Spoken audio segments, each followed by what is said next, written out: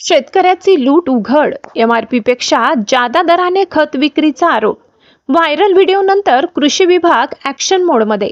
नमस्कार, आपण पाहतात परिवर्तन 24 न्यूज. खांडबारा परिसरातून समोर आलेल्या एका व्हिडिओने सध्या मोठी खळबळ उडवली आहे.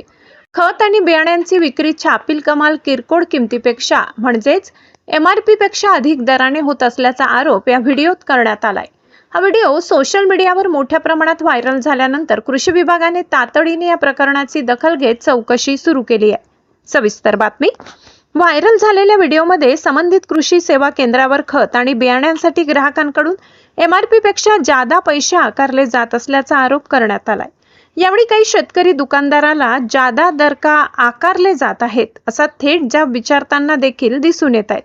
या व्हिडिओची माहिती मिळताच कृषी विभागाचे अधिकारी तातडीने संबंधित कृषी सेवा केंद्रात दाखल झाले.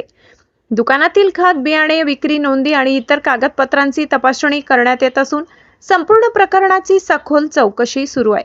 कृषी विभागाच्या अधिकाऱ्यांनी स्पष्ट केले आहे की तपासादरम्यान कोणतीही अनियमितता किंवा कृषी निविष्ठांच्या विक्री संदर्भातील नियमांचे उल्लंघन आढळल्यास संबंधित दुकानदारांविरुद्ध लागू कायद्यानुसार कठोर कारवाई केली जाईल. कोणालाही पाठीशी घातले जाणार नाही असा इशाराही विभागाने दिलाय. या घटनेमुळे खांडबारा परिसरातील शेतकऱ्यांमध्ये संतापाचे वातावरण असून आता सर्वांचे लक्ष कृषी विभागाच्या अंतिम अहवालाकडे लागले. दोषी आढळल्यास कठोर कारवाई व्हावी अशी मागणी शेतकरी करत आहेत.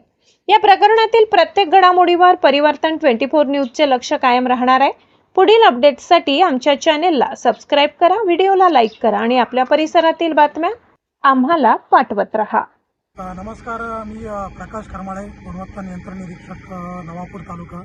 माझ्यासोबत मोरे साहेब आहेत, जेही गुणवत्ता नियंत्रण निरीक्षक नवापूरचे आहेत. तर परवा दिवशी खांडबारा येथे एका दुकानावरती, त्या दुकानाचं नाव Sumit agro traders trading company, या दुकानावरती बियाण्याच्या संदर्भात जादा दराने विक्री झाली होती.